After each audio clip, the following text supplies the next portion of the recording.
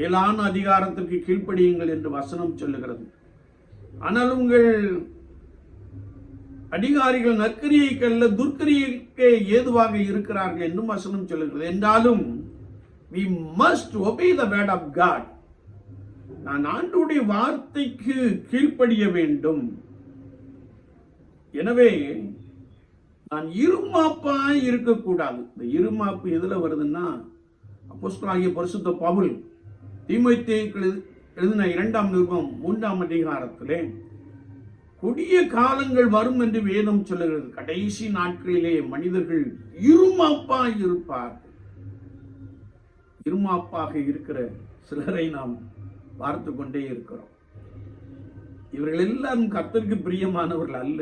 தங்கள் சுய சுத்தத்தை, சுய விருப்பத்தை நிறைவேற்ற வேண்டும் என்று துடிக்கின்ற இருதயத்தை கொண்டவர்கள்.